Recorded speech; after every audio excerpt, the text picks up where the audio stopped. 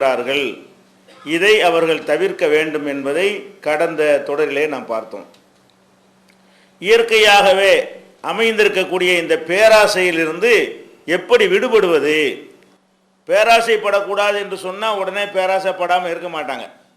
பேராசைப்படக்கூடாது என்று சொன்னால் அதிலிருந்து தப்பிக்கிறதுக்கு என்ன மாதிரி நம்ம நடந்து கொண்டால் அது நமக்கு வராது. இதை ஆண்களும் பெண்களும் அறிந்து கொள்ள வேண்டும் என்றாலும் பெண்கள் முக்கியமாக அறிந்து கொள்ள வேண்டும். அவங்க தான் ரொம்ப அதிகமாக ஆசைப்படக்கூடியவர்களாக இருக்கிறார்கள் செல்வத்தில். அப்போ இந்த பேராசை வரக்கூடாது என்று சொன்னால் அதற்கு சில அறிவுரைகளை மார்க்கம் நமக்கு சொல்லி தந்திருக்கிறது. என்ன அறிவுரை? இந்த பேராசை வருவதற்குரிய அந்த எண்ணத்தை தூக்கி எறிய வேண்டும் என்று சொன்னால் நீங்கள் எவ்வளவுதான் ஆசைப்பட்டாலும் ஒரு எல்லையில் நாங்கள் திருப்தி அடைஞ்சிருவோம் யாராவது சொல்ல இயலுமா? நம்ம ஆசைப்படுறோம், 1 கோடி, ஒரு பிச்சைக்காரனாக இருக்கிறோம், 1 கோடி ரூபா வந்து விட்டது, இனிமேல் எனக்கு போதும், இனிமேல் எனக்கு சல்லி காசு தேவையில்லை என்ற ஒரு மனநிலை நமக்கு வந்து விடுமா? வராது. 10,000 கோடி வந்து விட்டது, இதோடு நம்ம திருப்தி அடைஞ்சிருவோம், அடைவோமா? அடைய மாட்டோம். அப்போ அளவுக்கு அதிகமாக தாறுமாறாக எவ்வளவு இருக்குது என்று நமக்கு தெரியாத அளவுக்கு கூட செல்வம் குவிந்தாலும் அதோட திருப்தி அடைஞ்சிருவோம்னு சொன்னால் நீங்கள் அதை ஆசைப்பட்டுக்கிட்டே இருக்கலாம். எவ்வளோ வந்தாலும் திருப்தி வராது. கோடி வச்சுக்கிறவன் இன்னொரு கோடிக்கு ஆசைப்படுறான், 1000 கோடி வச்சுக்கிறவன் இன்னொரு 1000 கோடிக்கு ஆசைப்படுறான், 10,000 கோடி வச்சிருந்தா 20,000 கோடிக்கு ஆசைப்படுகிறான், 2 ரூபா வச்சுக்கிறவன் 4 ரூபாய்க்கு ஆசைப்படுகிறான். இது எங்கேயாவது முடியுமா? ஒரு இலக்கை நோக்கி நம்ம போனால் அது முடிஞ்சிரும்டா போய்கிட்டே இருக்கலாம். முடியாது. இது ஒரு நோய். இப்படி அளவுக்கு அதிகமாக நம்ம ஆசைப்படுவது அது ஒரு நோய். நம்ம எவ்வளோ வந்தாலும் நம்ம திருப்தி அடைஞ்சிடவா போகிறோம்? அல்லாஹ் அழகா நம்மள்ட்ட சொல்லி தர்றான், அல்ஹாக்குமு தகாசுர், இன்னும் வேணும் இன்னும் வேணும் என்கிற இந்த பேராசை உங்களை நாசமாக்கி விட்டது, இறை நினைவிலிருந்து திசை திருப்பி விட்டது. இது எது வரைக்கும் இருக்கு? ஹத்தா ஜுர்துமுல் மகாபிர், கபுருஸ்தானுக்கு போற வரைக்கும், அடக்கஸ்தலத்துக்கு போற வரைக்கும் இது போவாது. உனக்கு பேராசை இன்னும் வேணும் இன்னும் வேணும் இன்னும் வேணும்னு நீங்கள் ஆசைப்பட்டீர்களே, ஆனால் அது சாவுற வரைக்கும் போகாது. அப்ப எது அது தீர்வை இல்லையோ அதை நம்ம லிமிட் நம்மளாக தான் பண்ணிக்கிறணும், நம்மளாகத்தான் பண்ணிக்கொள்ள வேண்டுமே தவிர இன்னும் வேணும் இன்னும் வேணும் இன்னும் வேணும்னு சொல்லிட்டே இருந்தா அதுதான் வாழ்க்கையா போயிடும். எல்லா விதமான நல்ல விஷயங்களும் நம்மிடமிருந்து எடுபட்டு போவதற்கு இந்த பேராசை காரணமாகிவிடும். நபிகள் நாயகம் ஸல்லல்லாஹு அலைஹி வஸல்லம் சொன்னார்கள், தங்கத்தினால ஒரு நதியே ஓடுது. நதி ஓடுதுன்னா என்ன? தண்ணி ஓடிக்கிட்டே இருக்கு, தங்க தண்ணி, அள்ளி அள்ளி தங்கத்தை யூஸ் பண்ணிக்கிறலாம். இந்த மாதிரியான ஒரு நதி ஒரு மனுஷனுக்கு சொந்தமாக இருக்கிறது. ஆறு மாதிரி வந்துக்கிட்டே இருக்குது, அல்ல அல்ல வந்துக்கிட்டே இருக்கிறது. இது மாதிரி ஒரு மனிதனுக்கு தங்க ஓடை, தங்க நதி சொந்தமாக இருந்தால் அப்போ அவன் சொல்லுவானா, இது மாதிரி இன்னொன்று தான் நல்லா இருக்குமே, இல்லை அஹப்ப ஐய கூனலகு வாதியானி மின் தகபின், ஒரு தங்க ஆறே அவனுக்கு ஓடிக்கொண்டிருந்தா கூட இது ஒன்று தானே இருக்குது, இன்னொரு ஆறு இருந்தா என்ன நல்லா இருக்குமேன்னு சொல்லுவானா. அப்போ என்ன, எங்கே நம்ம திருப்தி அடைய போகிறோம்? இந்த பேராசைப்படக்கூடிய நினைக்கணும், இதுக்கு ஒரு முடிவு கிடையாது. ஓரளவுக்கு சாப்பிடக்குள்ள எல்லாம் தந்திருக்கிறானா அல்ஹம்துலில்லாஹ்னு நினைத்து கொள்ளணுமே தவிர இன்னும் வேணும் இன்னும் வேணும் இன்னும் வேணும் இதை கூட்டணும் பெருக்கணும்னு போனோன்னா அவ்வளவுதான். அப்போ இது இந்த ஒரு பாடத்தை நம்ம மனசில் வச்சுக்கிறணும். என்ன பாடம் இது? எவ்வளோ அடங்கவா போகுது? இதுக்கு ஏதாவது ஒரு லிமிட் இருக்குதா? திருப்தி அடைஞ்சிருவோமா?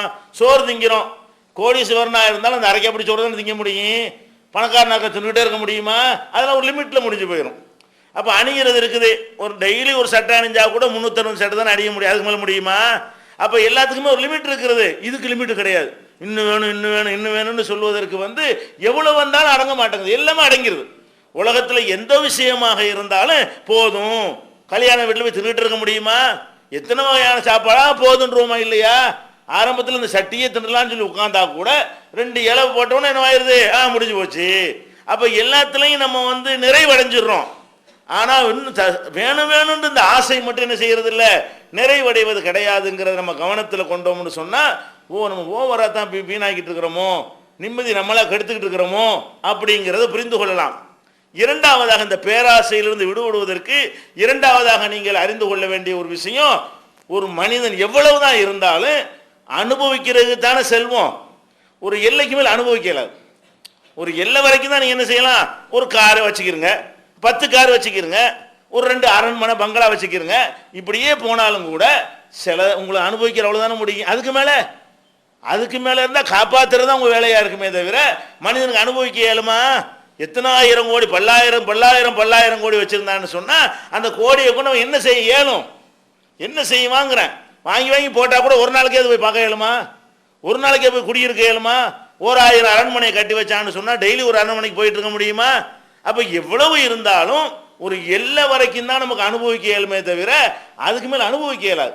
என்ன ஒரு சொல்லிக் கொள்ளலாம், எனக்கு பணம் இருக்கிறது அப்படி, ஆனால் அதை வச்சு கஷ்டங்கள் தான் இருக்கிறது. அவன் வந்துடுவானோ, இவன் வந்துடுவானோ, திட்டு போய் வந்துடுவானோ, அரசாங்கத்திலேருந்து வந்து நுழைஞ்சிருவாங்களோ என்கிற மாதிரியான ஒரு பயங்களும் அதுதான் ஏற்படுமே தவிர அனைத்து நம்ம அனுபவிக்க இயலுமா? இப்படி நினச்சி பார்க்கணும். ஆசைப்படுவோம், ஆசையை லிமிட் பண்ணால் மார்க்கத்தில் அனுமதி இருக்கிறது. பேராசையை போனால் தான் அனுமதி கிடையாது. பேராசைனா என்ன? தாறுமாறு ஆசைப்படுற, என்ன வந்தாலும் திருப்தி அடையலைங்கிற மாதிரி போய் கொண்டிருந்தால் அது தவறு. நம்ம தான் லக்கான் போட்டுக்கொள்ளணும். இதுக்கு மேலே வந்தா அல்லாஹ் தந்தா தரட்டேன் போதும் அல்ஹம்துலில்லாஹ் என்கிற மாதிரி ஒரு நிலைப்பாட்டுக்கு வந்துடணும். சரி, இவ்வளோ நிறைய ஆசைப்படுறோம். சாப்பிட்றதுக்கு ஆசைப்பட்டால் தப்பு கிடையாது, அணிகிறதுக்கு ஆசைப்பட்டால் தப்பு கிடையாது. ஏதோ மார்க்கத்துக்காண்டி தான தர்மங்கள் செஞ்சு நன்மைகள் அடைவதற்காக வேண்டி கொஞ்சம் பணம் இருந்தால் நல்லது ஆசைப்பட்டால் தப்பு கிடையாது. ஆனால் அதுக்கு மேலே இருந்து ஆசைப்பட்டோம்னு சொன்னால் எவ்வளோ கோடி இருந்தாலும் திடீர்னு மண்டையை போட்டால் என்ன பண்ணுறது? கொண்டு போயிட முடியுமா? போட்டுன்னு போட்டு போயிடுவோம். இவ்வளோ ஆசைப்பட்டு எவ்வளோ இருக்கும்னு தெரியாமல் செத்து போனவங்களாம் நிறைய பேர் இருக்கிறான். புதைச்சி வச்சு போடுவான், யாருக்கும் தெரியாமல் போயிடுவான். அவன் பிள்ளைகளை கூட கிடைக்காது. பாயில் புதைச்சி வச்சவன், தலைவானில் புதைச்சி வச்சவன், மெத்தையை சுட்டு தெருவில் போட்டுருவாங்க. சொத்துக்களை எல்லாம் வந்து பொண்டாட்டி கொடுக்காம பிள்ளையை கொடுக்காம சேர்த்து வச்ச எத்தனை பேர் வந்து இந்த மாதிரி எல்லாம் புதையல் அந்த காலத்தில் வச்சாங்க பாருங்க. இதெல்லாம் வாரிசுகளுக்கு சேர்ந்துச்சா? சேரலை. அப்போ எங்கே இருக்குது, என்ன இருக்குது, யார்கிட்ட கொடுத்தா, இவன் கடன் வாங்கினா, இவன் கடன் கொடுத்தான், ஒன்றும் சொல்லாமல் போய் சேர்ந்துருவான். அப்போ இந்த மாதிரியெல்லாம் இருக்கக்கூடிய நேரத்தில் என்ன கொண்டு போயிடவா போகிறோம்? மரணம்னு ஒன்று இருக்கிறது. அது இப்போ வரலாம், நாளைக்கு வரலாம், நாளை கழிச்சு வந்துடலாம். அப்போ நம்ம எதுக்கு ஒரு ஓவராக போட்டுட்டு இது பண்ண வேண்டி இருக்கிறது? வாழ்வதற்கு ஆசைப்படுவோம், ஓவராக போட்டு ஆசைப்பட்டோம்னு சொன்னால் தப்பு செய்ய சொல்லணும். ஓவரா பேரசம் தானே செய்யணும். எப்படியும் எனக்கு 2 கோடி வேணும்னு நிற்கக்கூடாது. ஒரு நெறிப்படி, ஒரு முறைப்படி எல்லாம் தந்தா வாங்கிக்கிடுவோம். எப்படியாவது அது மாதிரியான ஒரு எண்ணங்களை, மரணம் இருக்கிறது, நம்ம எடுத்துக்கொண்டு போக மாட்டோம். எவ்வளவு இருந்தாலும் அனைத்தையும் யாராலும் அனுபவிக்க முடியாது. எவ்வளவு வந்தாலும் நம்முடைய மனசு திருப்திப்படாது. இப்படி நம்மளை புரிந்து கொண்டோமையானால் நம்முடைய ஆசை வந்து ஒரு கட்டுக்குள்ள வரும். இதை விட முஸ்லிம்களாகிய நமக்கு பேராசையிலிருந்து விடுபடுவதற்கு அல்லாஹ்வுடைய மறைமுகமான ஒரு அருள்னு ஒன்று இருக்கிறது. அதை நம்ம நம்பணும்னு சொன்னால் பேராசை வராது. நம்ம என்ன நினைக்கிறோம்? நம்பரில் நம்பிக்கை வைக்கிறோம்.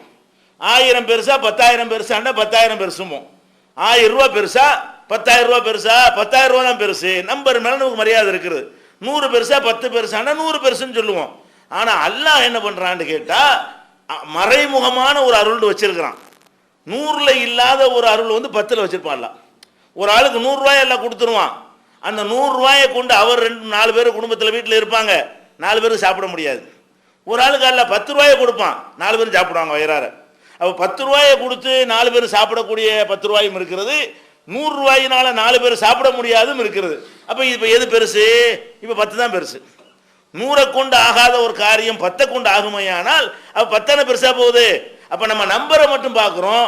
அந்த நம்பருக்குள்ள அல்லாஹ்வுடைய மறைமுகமான ஒரு அருள் ஒன்று இருக்கிறது.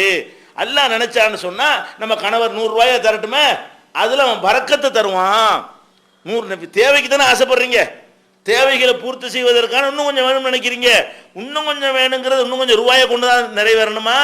அந்த ரூபாய்க்குள்ளே 200 ரூபாய் வேலையெல்லாம் வச்சு போடுவானே, அந்த 100 ரூபாய்க்குள்ளேயே 10,000த்துக்குள்ள வேலையை வச்சிருவானே.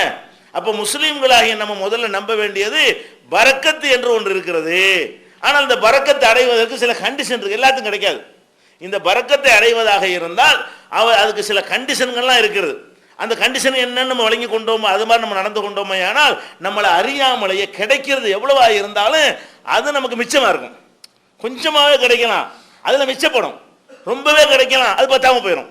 அப்போ ரொம்ப கிடைச்சி பத்தாமல் போகிறது நமக்கு சிறந்ததா, கொஞ்சமாக கிடைத்து தேவைகள்லாம் பூர்த்தியாகி அதில் கொஞ்சம் மிச்சமாவது சிறந்ததா? மிச்சமாவது சிறந்தது. அப்போ இதை அடைவதற்கு முதல்ல பரக்கத்தை நம்ம நம்பணும். நபிகள் நாயகம் ஸல்லல்லாஹு அலைஹி வஸல்லம் உதாரணத்துக்கு சொன்னார்கள், இன்ன பிஸ்ஸுஹூரி பரக்கா, சஹர் செய்கிறீங்கல்ல நோம்புல, அதில் பரக்கத்து இருக்குன்றாங்க. அனுபவிக்கல இல்லையா? அது சாப்பிட்றக்குள்ள நேரமா 3 மணிக்கு எந்திரிச்சு உள்ள எடுக்குமா? எத்தனை வகை செஞ்சு வச்சாலும் வழக்கமாக சாப்பிட்டு பழகுன நேரத்தில் சாப்பாடு எடுக்கும். உழைச்சி கிழைச்சிட்டு போய் உட்காந்து தான் சோறு எடுக்கும். தூங்கிட்டு எந்திரிச்சு உட்காந்தா சோறு எடுக்குமா? தூங்கிட்டு சும்மா ஒன்றுமே வேலையை உடம்புக்கு வேலை கொடுக்கலையே, 3 மணிக்கு எந்திரிச்சு உட்காந்து திண்டம்னு சொன்னால் எத்தனை வகையை வச்சாலும் மற்ற நாட்களில் இப்போ சாப்பிட்ற பகல் நேரத்தில் திங்கிற அளவு திங்கலாமா உங்களுக்கு? பகல் நேரத்தில் ஓடி ஆடி உழைச்சிட்டு வந்து உட்காருவீங்க, வயிற்ற கிள்ளும் பசி. அப்போ என்ன செய்யும், எப்பவும் சாப்பிட்ற ஒரு மடம் கூடுதலாக சாப்பிட்ற முடியும். கொஞ்சம் ருசியான சாப்பாடு வச்சுருந்தாங்கன்னு சொன்னால் இன்னும் கொஞ்சம் அதிகமாக சாப்பிட்ற முடியும். அந்த நேரம் வந்து சாப்பிட்றக்குரிய நேரமும் கிடையாது, தூங்கி வேற எந்திரிச்சிருக்கிறோம், உடம்புக்கு தேவையும் படாத ஒரு நேரமாக இருக்கிறது, உழைப்பு நம்ம செய்யலை, பசிக்கவும் இல்லை. அப்படிங்கும்போது எப்பவும் சாப்பிட்றதை விட எத்தனை வகையான டேஸ்ட்டாக நம்ம செஞ்சாலும் எப்பவும் சாப்பிட்றதை விட குறைவாகத்தான் அந்த நேரத்தில் நமக்கு சாப்பிட முடிகிறது. அந்த கொஞ்சம் சாப்பாடு முடிச்சுக்கிட்டு இருக்கிறோம் 14 மணி நேரம் 13 மணி நேரம், வைகையிலேருந்து சூரியன் மறைகிற வரைக்கும் தாக்குப்பிடி, அதான் பறக்கத்துங்கிறது. அந்த சாப்பாடை கொண்டு என்ன என்ன நடக்குமோ அது நடக்காம 3 மடங்கு சாப்பாடுடைய வேலையை செய்தா இல்லையா? அந்த ஒரே ஒரு சகர் நேரத்தில் நீங்கள் சாப்பிடுவது வந்து காலை சாப்பாடு சாப்பிடாத பலவீனத்தை உங்களுக்கு தரமாட்டேங்குது. பகல் சாப்பாடு சாப்பிடாதனால ஏற்படக்கூடிய பலவீனம் இல்லை. எல்லா வேலையும் பார்க்குறோம், படிக்கிறான், வேலை செய்கிறான், கடைக்கு போகிறான். எந்த ஒரு வேலையும் என்ன செய்ய ஒரு நாளைக்கு வந்து ட்ரெயின் மாறுறதுனால ஒரு வித்தியாசமாக தெரியும், ஒரு நாள் 2 நாளைக்கு, அப்புறமா தான் நார்மலாக போயிடும். அது நம்ம வாழ்க்கைங்கிற மாதிரி ஆயிரும். அப்போ இது பறக்கத்தா இல்லையா? அந்த சாப்பாட்டை வந்து சாதாரணமாக நீங்கள் சாப்பிட்டீங்கன்னு சொன்னால் அது வந்து ஒரு 3 வேளை சாப்பாட்டுக்கு ஈடாகுமா? 14 மணி நேரம் வேலை செஞ்சுக்கிட்டு இருக்கும் பொழுது அதனுடைய இழப்பை வந்து தாக்கு பிடிக்குமான்னா சயின்டிஃபிக்காக தாக்கு பிடிக்காது, அறிவியல் படி நிற்காது, பத்தாது. இந்த உணவு வந்து இவ்வளோ பெரிய வேலைக்கு பத்தாதுன்னு சொல்லுவான், ஆனால் பத்துது நமக்கு. சில குடும்பங்களில் நம்ம தான் வகை வகையாக சாப்பிட்றோம். கிராமங்களுக்கு போனால் சகரில் போய் பழைய சோறு சாப்பிடுவாங்க, அதில் என்ன ஊட்டச்சத்து ஒன்றுமே கிடையாது. அது மாதிரிலாம் இருக்கிறது. பேரிச்சம்பழத்தை சாப்பிட்டு படுத்திருக்கிறாங்க அந்த காலத்தில், அதுலேயே அவங்களுடைய அந்த ஒரு நாள் பொழுது ஓடி இருக்கிறது. அப்போ நம்ம என்ன நினைக்கணும், வரக்கத்துன்னு ஒன்று இருக்கிறது. நம்ம வயிற பசி போகிறதுக்கு தானே, டயர்டு இல்லாமல் இருக்கிறதுக்கு தானே சாப்பிட்றீங்க. கொஞ்சம் சாப்பிட்டு பசி அடங்கிருச்சுன்னா மறைமுகமாக அந்த அருளை உண்டாக்குகிறான். அதனால நமக்கு மிச்சமாகிறது. வேற சமுதாயங்களை விட நம்ம கம்மியாக தான் சம்பாதிக்கிறோம். நம்ம வச்சுக்கிற மாதிரி நகைகள் யார்ட்டையுமே இல்லை, நம்ம கம்மியாக தான் சம்பாதிக்கிறோம். நம்ம வச்சுக்கிற மாதிரியான வீடு வாசல்கள் வசதிகள் பொருள்களை பயன்படுத்துறதுலாம் குறைவாக இருக்குது மற்றவங்களை விட. மற்றவங்க நம்மளோட கம்மியாக இருக்கிறாங்க. ஏன்?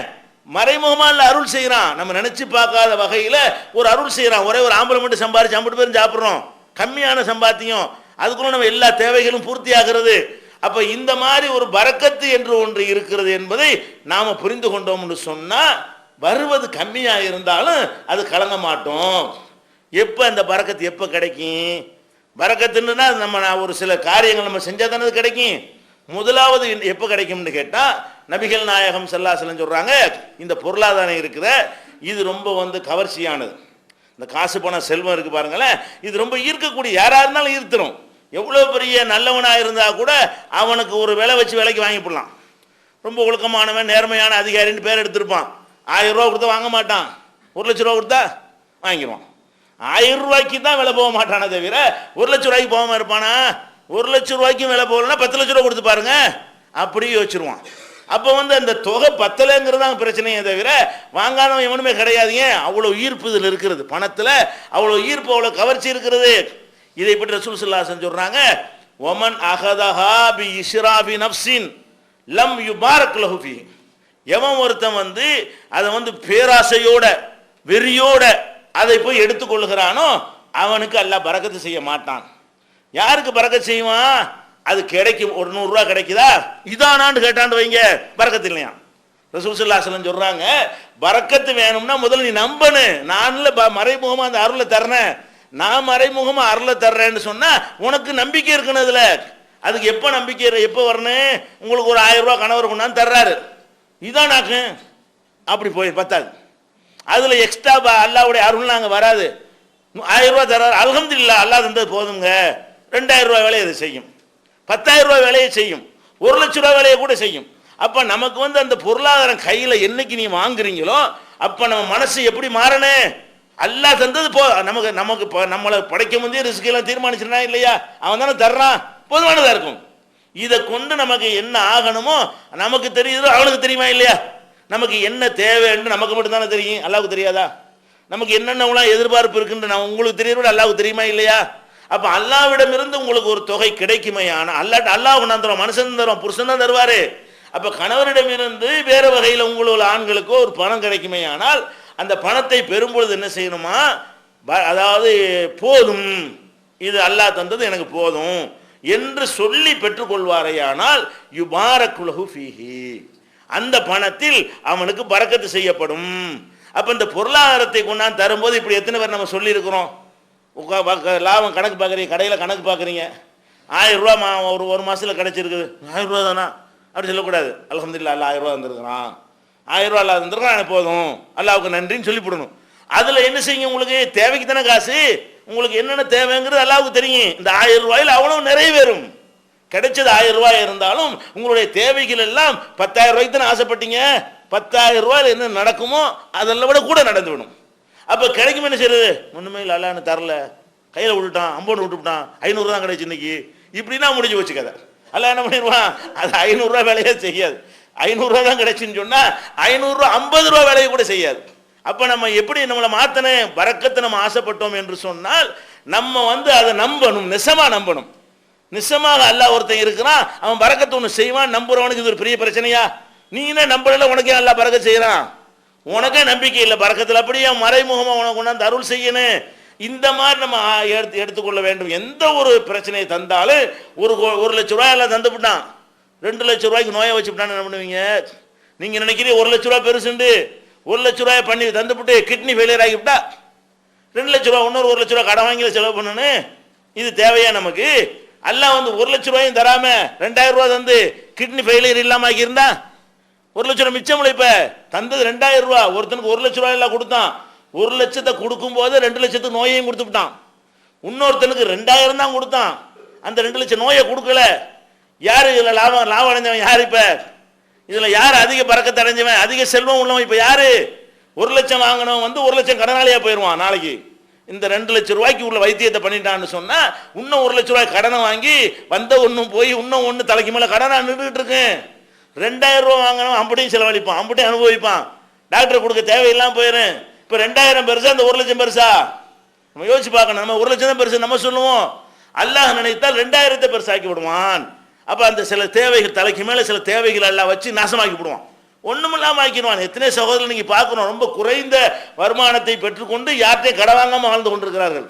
ஏன்? அப்படி ஒண்ணு இருக்குது, மறைமுகமான ஒரு அருள் இருக்கு, நம்ம நம்பணும். அல்லாஹ் நினைத்தால் நம்பர் பெருசு கிடையாது. அல்லாஹ் கோடியை தந்தால் அல்ஹம்துலில்லாஹ், 100 தந்தால் அல்ஹம்துலில்லாஹ், அதுல நம்ம தேவைகள் பூர்த்தி ஆகும். நமக்கு அல்லாஹ் நிச்சயமா உதவி செய்வான். முதல் கண்டிஷன் என்ன? நம்ம என்ன கிடைக்கிறதோ இதுதானான்னு நினைஞ்சிடக்கூடாது, அதை அலட்சியப்படுத்திடக்கூடாது. அல்ஹம்துலில்லாஹ் அல்லாஹ் தந்ததுன்னு சொல்லிவிட வேண்டும். இந்த பண்பு பெண்கள்கிட்ட வந்து விட்டது என்று சொன்னால் குடும்பத்தில் பல பிரச்சனை தீர்ந்துடும். இந்த கணவன்மார்கள் போய்கிட்டு அநியாயமாக லஞ்சம் வாங்குறது, கலப்படம் பண்ணுறது, ரொம்ப சம்பாதிக்கிறது, பொண்டாட்டி கேட்பாங்களுங்கிறது தான் மட்டும் பண்ணுறான். பொண்டாட்டியுடைய அளவு கணது ஆசையினால தானே எல்லா விதமான ஹராமான வழியில அவன் போகிறான். அப்போ இது ஒரு முதல்ல புரிந்து கொள்ள வேண்டும். அடுத்ததாக இது பேராசை இதெல்லாம் தடுத்துரும். பரக்கத்தை நம்புற எவனும் பேராசைப்பட மாட்டான். பரக்கத்துன்னு ஒன்று இருக்கிறது எவனா ஒழுங்கா நம்பிட்டான்னு சொன்ன அவன் ஏன் பேராசைப்படுறான்? அல்லாத தருவானப்பா, கொஞ்சமா தந்தா நமக்கான, ரொம்ப தந்தா நமக்கான, தேவை பூர்த்தியான சரிதானே, என் காரியம் நடந்தா சரிதானே, என் பிள்ளையை நான் படிக்க வச்சா சரிதான், என் பிள்ளைக்கு சோறு போட்டா சரிதான், வேலை முடிஞ்சு போச்சு, தங்குற ஒரு வீடு இருந்தா சரிதான், அப்புறம் என்னத்துக்கு எனக்கு? இந்த மாதிரி நினைக்கக்கூடியவர்களாக நம்ம மாறணும். அடுத்ததாக தவறான முறையில் எவன் பொருளீட்டுகிறானோ அவனுக்கு பரக்கத்து கிடையாது. ஹராம் அல்ல அப்படி பரக்கத் செய்வான். முதல்ல ரசூல் ஸல்லல்லாஹு சொல்றாங்க, ஒமன் அகதஹா பி ஹக்கிஹா, அந்த பொருளாதாரத்தை அதற்குரிய முறைப்படி, அதற்குரிய முறைனா மார்க்கம் அனுமதித்திருக்கிற முறை, மார்க்கம் அனுமதித்திருக்கிற முறைப்படி எவன் அடைந்து கொள்கிறானோ யுபாரக்குலஹு ஃபீஹி, அவனுக்கு அங்கே பரக்கத் செய்யப்படும். ஒமன் அகதஹா பி கைரி ஹக்கிஹா, அதற்குரிய முறை இல்லாமல் செல்வத்தை எவன் அடைகிறானோ அது லம் யுபாரக்குலஹு ஃபீஹி, அவனுக்கு பரக்கத்து கிடையாது. பரக்கத்து அடைகிறான்டா போதுங்கிற மனசு வேணும் ஃபர்ஸ்ட். ரெண்டாவது இது அனுமதித்த வகையில் இது வந்ததா, இந்த காசு லஞ்சம் வாங்கி வந்ததா, கலப்படம் வாங்கி வந்ததா, மோசடி பண்ணி வந்ததா, திருடி வந்ததா, யாராவது ஏமாத்தி வந்ததா, அல்ல கள்ளச்சாரையை வித்து வந்ததா, லாட்டரி சீட்டு வித்து வந்ததா, அல்ல தடை செய்த பொருள்களை விற்ற அப்படி வந்ததான்னு பார்க்கணும். அப்படி வந்தால் உனக்கு நம்பர் தான் பெருசா தெரியுமே தவிர அந்த பணம் இப்போ ஒரு 10 காசுடைய வேலையை கூட செய்யாது. கோடி கோடியா உனக்கு அல்லாஹ் தந்தா கூட அந்த கோடியுடைய வேலையை அது செய்யாது. கோடியை தந்துட்டு 2 கோடி தான் உனக்கு செலவு. நம்ம பார்த்துட்டோம், ஹராமாக சம்பாதிக்கிறவர்கள்லாம் பார்த்தா தான் ரொம்ப சம்பாதிப்பானே தவிர அவனுக்கு செலவையும் கடனையும் பார்த்தீங்கன்னு சொன்னா வச்சுக்கிறத விட 3 மடங்கு அவனுக்கு செலவாகும். பலவிதமான எல்லா விதமான நோயும் சேர்த்து கொடுத்துருவான்ல. இந்த மாதிரி கொடுக்கக்கூடிய நேரத்தில் என்ன செய்வான், சக்கரை எண்ணும் கொழுப்புண்ணும் அது இன்னும் இதுன்னு பலவிதமான நோய்களும் அவனுக்கும் குடும்பத்துக்கும் எல்லாம் அந்த மாதிரி தான் செலவாகிட்டு இருக்கும். அப்போ பரக்கத்துன்னு ஒன்று இருக்காது, அல்லாஹ்வுடைய அருள்னு ஒன்று என்ன செய்யாது, இருக்காது. அப்போ அல்லாஹ்வுடைய அருளை நம்ம நாடுவதாக இருந்தால் நம்ம ரெண்டாவது என்ன நம்பணும், சரியான முறையில் வந்தால் தான் நம்ம வாங்கணும். தப்பான முறையில் 10 காசு நம்ம தொட மாட்டோம். நீங்கள் நினச்சி பாருங்க, ஹலாலானது மட்டும்தான் நான் தொடுவேன், ஹராமானது ஒரு பைசாவை நான் தொட மாட்டேன், இப்படி நீங்கள் நடந்தால் அது கொஞ்சமா இருந்தாலும் அது ஹலால் என்ற காரணத்தினால அதுக்குள்ள அல்லாஹ் பரக்கத்தை வைக்கிறான். ஹலாலான முறையில் நீங்கள் சம்பாதிச்சதுனால, ஹலால் மீது நம்பிக்கை வச்சிருக்கிறதுனால, ஹராமை தவிர்க்கிற காரணத்தினால உங்களுக்கு அல்லாஹ் இணைஞ்சிடறான், பரக்கத் செஞ்சிடறான். இப்ராஹிம் நபி அவர்களுடைய சம்பவத்தை அல்லாஹ் சொல்லி காட்டுறான். அவர் அவருடைய மனைவி மக்களை கொண்டு பாலைவனத்தில் விடுறாரு. பாலைவனம், அவருடைய மனைவியையும் அவருடைய இஸ்மாயில் கை குழந்தையும் கொண்டு விடுறாங்களே, மக்காண்டு இப்போ சொல்லக்கூடிய இந்த பாராண்டு சொல்லக்கூடிய அந்த பாலைவனத்தில் கொண்டு விடுறாங்க. ரப்பனா இன்னி அஸ்கன் துர்ரியத்தி பிவாதின் கைரிதி ஜரஐன் இந்த பைத்திக்கல் முஹர்ரம், யா அல்லாஹ் யாருமே குடியிருக்காத பயிர் பச்சைகள் இல்லாத உன்னுடைய ஆலயத்துக்கு பக்கத்தில் என் குடும்பத்தை நான் வச்சுட்டேன், நீ அவங்களுக்கு பரக்கத் செய்யுன்னு சொல்லிட்டாரு. அல்லாஹ் ஏற்றுக்கிட்டு பரக்கத் செய்யலையா? ஒரு அந்த தண்ணி குழந்தை தண்ணிக்காக வேண்டி வந்த ஒரு நீரூற்று எவ்வளோ ஒரு பரக்கத்தாக இருக்குது. லட்சோபோ மக்கள் பல ஆயிரம் ஆண்டுகளாக இன்றைக்கு அனுபவித்துக்கிட்டு இருக்கிறாங்க. குறையுதா? அதான் பரக்கத்துங்கிறது. அல்லாஹ் நினைச்சான்னு சொன்னா, தண்ணி இல்லாத பாலைவனத்தில், நீரோட்டம் இல்லாத பாலைவனத்தில், சின்ன ஒரு நீரூற்றுல லட்சம் மக்கள் எடுத்துக்கொண்டால் கூட அது வத்த மாட்டேங்குது, குறைய. இதுதான் பரக்கத்துங்கிறது. நம்ம அறிவு என்ன சொல்ல, இந்த கிணத்துல உள்ள தண்ணி அந்த ஊருக்கே பார்த்தாது நம்ம சொல்லுவோம். ஏன், முழங்கால் அளவு கூட தண்ணி இருக்காது. கிணத்துல இறங்கி பார்த்தீங்கன்னு சொன்னா அதில் உள்ள அளவு எவ்வளோ இருக்கு, முட்டுக்கால் அளவு கூட அந்த தண்ணி கிடையாது, இவ்வளவு தண்ணி தான். ஆனால் எடுக்க அப்படி இருந்துட்டு அது அளவு வந்துட்டு இருக்கும். எவ்வளவு ராட்சச மோட்டர்களை போட்டு எடுத்தாலும் அது குறைய மாட்டேங்குது. இதுதான் பரக்கத்துங்கிறது. பரக்கத்தின வழங்குதா? அவர் ஒரு பிரார்த்தனை பண்ணிட்டு போயிட்டாரு, அங்கே நீ தான் காப்பாத்தினல்லா, உன்னுடைய அருளை செய்ய ஒண்ணுமே இல்லையே, பயிர் இல்லை, பச்சை இல்லை, புல் பூண்டு இல்லை, அங்கே கொண்டே ஒரு விட்டாருன்னு சொன்னா எதை நம்பி விட்டாரு? என்னத்தை திம்பாங்க? எழுதலையாவது இருந்துச்சா? ஒரு கோதுமையாவது இருந்துச்சா? அக்கம் பக்கத்தில் குடிகளாவது இருந்துச்சா? ஒண்ணுமே இல்லை. ஒண்ணும் இல்லாத இடத்திலும் அல்லாஹ் நாடுனா தருவாண்டு கொண்டே விட்டார, தந்தானா இல்லையா? அப்ப நம்ம இது நம்ப மாட்டேங்கிறோம்.